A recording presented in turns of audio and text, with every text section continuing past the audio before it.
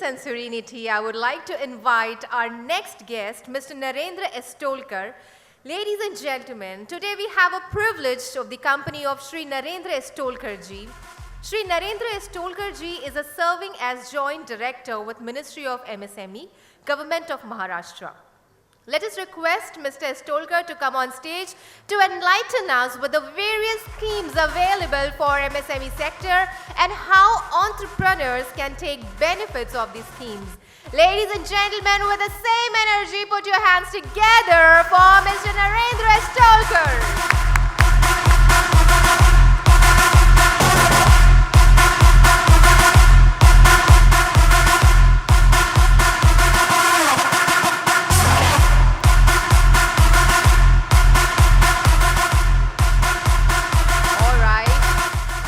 Announcement once again for Mr. Narendra Estolkar to please come on dais.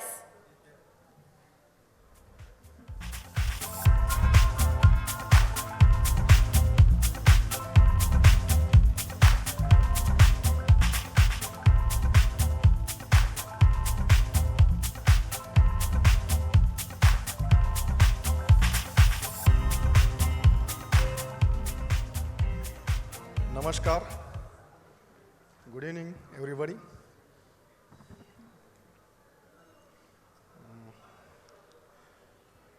After such an enlightenment session and meditation, here my job is to quickly give you the whatever central government of India is doing for development, promotion, and strengthening the MSME. Right from morning, all of us are hearing MSME word. Let me introduce what is basically MSME.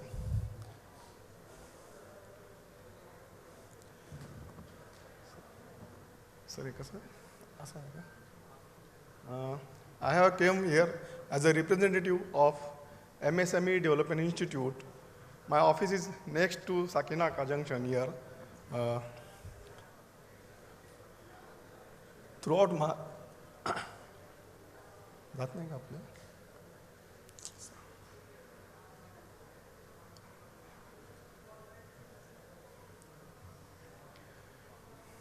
in Maharashtra, we are having two directorate offices. One is at Mumbai, one is at Nagpur, and one branch office is at Aurangabad, where I am posted right now. We are basically providing awareness amongst the young entrepreneurs or existing entrepreneurs or prospective entrepreneurs who are willing to take MSME as a challenge or as a career, and creating awareness of amongst them for the various schemes, policies framed by Government of India.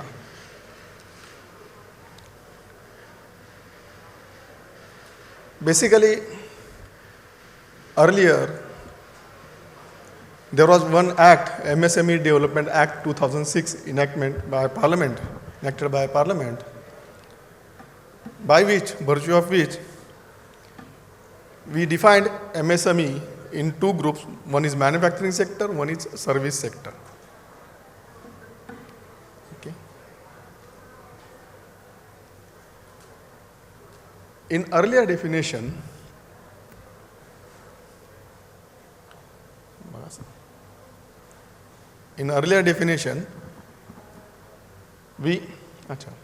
first we think the light a small video so that you can get the insight how these schemes are going to help you to create your own business empire.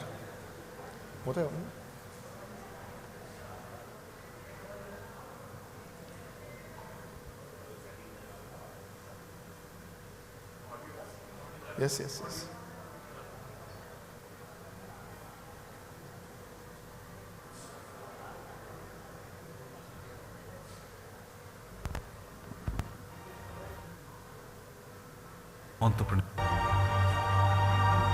तो खुद की खोज में निकल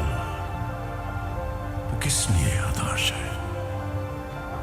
तो चल, तेरे वजूद की समय को भी तलाश है, समय को भी तलाश है। किसी भी देश की अर्थव्यवस्था को ऊंचाइयों तक पहुंचाने में योगदान होता है देश के अनगिनत एंटरप्रेन्योर्स का, जिनमें होता है कुछ कर गुजरने का जज्बा। आज देश में एमएसएमई उद्योग से जुड़े एंटरप्रेन्योर्स कामयाबी की नई दास्तान लिख रहे हैं, जिसके ऊर्जा स्रोत हैं प्रधानमंत्री द्वारा शुरू की गई विशिष्ट योजनाएं जैसे startup India, make in India और प्रधानमंत्री रोजगार सृजन योजना, जो भारत को अब बनाएगा आत्मनिर्भर।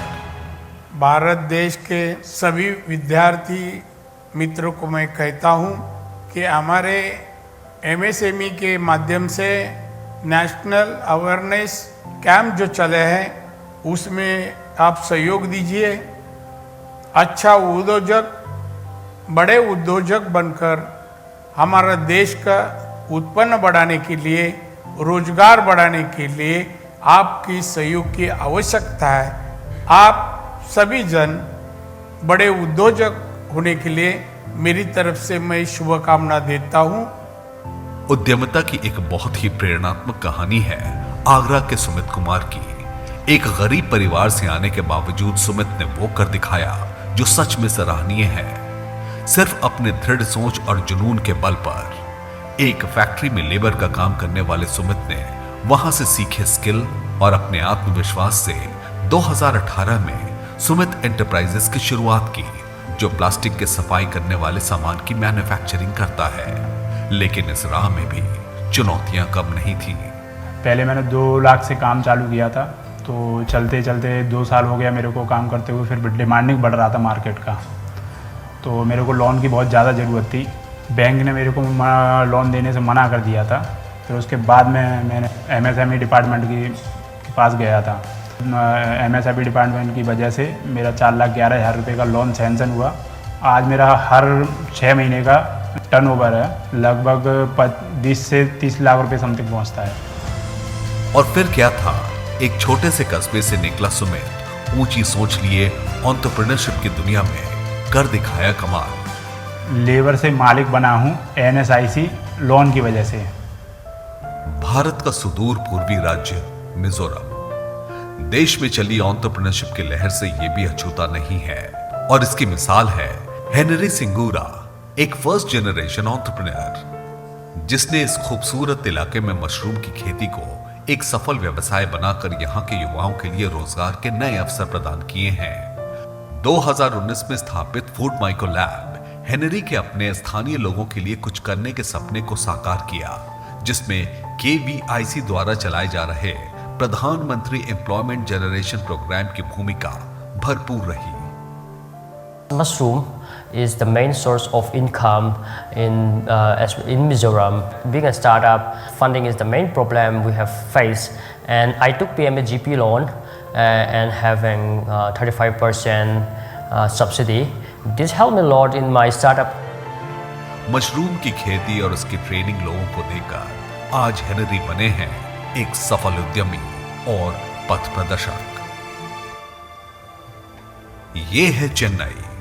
अपने देश के प्रति लगाव और एक उद्यमी बनने का जुनून एक इंजीनियर और मैनेजमेंट ग्रेजुएट गौतम को 7 समुंदर पार ब्रिटेन से भारत आने के लिए मजबूर कर दिया।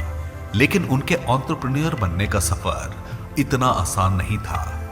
यहां तक कि कंपनी की शुरुआत करने के लिए उन्हें अपने मां के गहनों को गिरवी भी रखना पड़ा। आज उनकी enterprise C2Z smart mobility solutions जैसे पार्किंग, ट्रैफिक मैनेजमेंट के लिए सॉफ्टवेयर प्रोडक्ट्स बनाती है। लेकिन उनके साहस को फिर साथ मिला एमएसएमई मंत्रालय के इंटरनेशनल कोऑपरेशन स्कीम का, जिसने मानो गौतम के बिजनेस को 4 चांद लगा दिए। Right after I got the loan, I was exploring different things, and then I went to MSME and I went to NSIC, and then they said if you want to promote your product elsewhere across the globe, you can use international cooperation scheme. Then of course we did get some decent revenue after the expo. आज गौतम के brand की पहचान देश विदेश तक पहुंच गई है। the schemes from MSME, NSIC, such as marketing, promotional schemes, international cooperation scheme, are making Make in India go global. Bharat में एंटरप्रेन्योरशिप कल्चर ने यहाँ की महिलाओं को भी काफी प्रेरित किया है और इसका जीता जागता उदाहरण है बेंगलुरु की ये 3 महिलाएं। नारी शक्ति के रूप में श्वेता हरीश अपने 2 साथियों के साथ मिलकर 2021 में शुरू किया अनुग्रह इंटीरियर सॉल्यूशंस। कुछ नया करने की ललक और अपने क्रिएटिव एक्सप्रेशन को अपने व्यवसाय में लगाने के लिए ये 3 महिलाएं स्कूल, कॉर्पोरेट और घरों के लिए मॉड्यूलर फर्नीचर डिजाइन करती हैं और बनाती हैं। लेकिन इनके इस पूरे सफर में सबसे बड़ा हाथ रहा एमएसएमई मंत्रालय का। MSME team, they have guided us in the end-to-end implementation of this manufacturing unit. First thing is they have supported for this Udyam registration where we get a collateral free loans. So all these schemes they have educated us in the right way and they have educated us also how to make use of it. इरादे बुलंद हों तो कुछ भी हासिल हो सकता है। ये महिलाएं आज उद्यमिता में नारी शक्ति का परिचय दे रही हैं। हर एंटरप्रेन्योर के अपने बिजनेस का एक मकसद होता है। महाराष्ट्र के अहमदनगर के नेक्सस प्राइवेट लिमिटेड के मालिक मतीन जागीरदार का ख्वाब था कि उनके द्वारा बनाए गए चिल्ड्रन एजुकेशन प्रोडक्ट्स देश के हर बच्चे तक पहुंचे। प्रोडक्ट्स इनोवेटिव और अच्छे क्वालिटी के थे। इरादा भी नेक था और बिजनेस के नजरिए से फायदेमंद भी, लेकिन दुविधा थी कि नेक्सस के प्रोडक्ट्स को कैसे देश के कोने कोने तक पहुंचाया जाए। मतीन जहांगीरदार ने रुख किया भारत के एमएसएमई स्कीम की तरफ, जिसमें उन्हें उनके जैसे उद्यमियों के लिए क्रेडिट सुविधा के अलावा सरकारी टेंडर में भाग लेने के लिए खास प्रावधान दिया गया है। उद्यम रजिस्ट्रेशन के बाद मुझे बहुत सारी गवर्नमेंट स्कीम्स का लाभ हुआ, जैसे कि ईएमडी एग्जेम्पशन मिला, वर्क एक्सपीरियंस एग्जेम्पशन मिला, टर्नओवर एग्जेम्पशन मिला। इससे मेरी कंपनी को आगे बढ़ने में बहुत फायदा हुआ। एक अच्छी सोच से शुरू की गई नेक्सस प्राइवेट लिमिटेड अब अपने एजुकेशनल प्रोडक्ट्स के जरिए भारत में बच्चों के संपूर्ण विकास में सहायक सिद्ध होगा।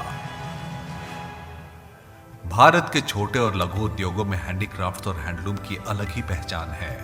उम्दा कारीगरी और मार्बल के प्रोडक्ट्स बनाने वाली आगरा की कंपनी नवल हैंडीक्राफ्ट्स 1996 से इस क्षेत्र में काम कर रही है। अपने पिता द्वारा स्थापित इस कंपनी के बागडोर 2002 में उनके बेटे नवल किशोर के हाथ में आ गई। ये जानते हुए कि मार्बल प्रोडक्ट्स की मांग इंटरनेशनल मार्केट में ज्यादा है, नवल किशोर एमएसएमई मंत्रालय द्वारा चलाए जा रहे स्कीम से जुड़ गए, जिससे उन्हें अपने मार्केट को आगे बढ़ाने के लिए मेंटरशिप के अलावा प्रोडक्ट एग्जीबिशन के लिए एक नायाब प्लेटफॉर्म मिला।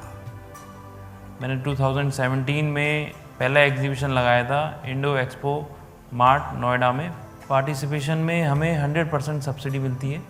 हमारे पहले ही पार्टिसिपेट में हमें 7 बायर मिले, जो कि यूएसए, यूके और मॉस्को से थे। आज मैं एग्जीबिशन में पार्टिसिपेट कर रहा हूँ, जिससे कि मैं अपने सारे प्रोडक्ट इंटरनेशनल मार्केट में एक्सपोर्ट कर रहा हूँ। 5 लाख से 2 करोड़ का रेवेन्यू और 100 से अधिक लोगों को रोजगार। आज नवल हैंडीक्राफ्ट्स प्रधानमंत्री के वोकल फॉर लोकल के आह्वान को चरितार्थ कर रहा है। भारत में एंटरप्रेन्योरशिप का दायरा काफी बड़ा हो चला है, मैन्युफैक्चरर से लेकर रिटेलर तक। अगर जज्बा और जुनून है तो सब मुमकिन है। ऐसे ही एक एंटरप्रेन्योर हैं आगरा के देबाशीष प्रमोद कुमार, एक film maker. Camera, clap, action. Film making का एक बड़ा सपना लेकर निकले देबाशीष 2016 में अपनी कंपनी ट्रस्ट मीडिया एंटरटेनमेंट को बनाया, लेकिन फाइनेंशियल डिफिकल्टी ने उनका पीछा नहीं छोड़ा। सौभाग्यवश उन्हें नोएडा एक्सपो में भारत सरकार के एमएसएमई स्कीम के बारे में पता चला और उन्होंने अपनी फर्म ट्रस्ट मीडिया एंटरटेनमेंट को उस पर रजिस्टर कर लिया। उसके बाद तो देबाशीष की दुनिया ही खुल गई। तो मेरे को एनएसआईसी के एसपीआरएस के बारे में बताया गया कि आप सिंगल पॉइंट रजिस्ट्रेशन स्कीम में रजिस्टर्ड हुई है। आज एसपीआरएस की वजह से हम डेली टेंडर फाइल कर पा रहे हैं कि आज मैं टीसी रीज के साथ कोलैबोरेटेड हूँ, जी म्यूजिक के साथ कोलैबोरेटेड हूँ। सर एनएफडीसी में हम लोग इन पैरेललमेंट है, लगभग 7 मिनिस्ट्री के साथ हम काम कर रहे हैं। Agra SC ST hub.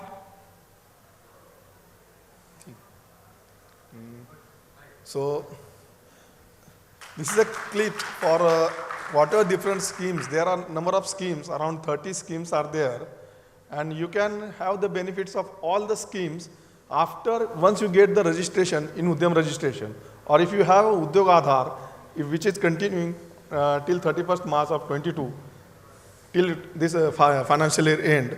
So you can avail the all kind of benefits which are available to a registered micro, small, medium enterprise under the Act of MSMED Act 2006.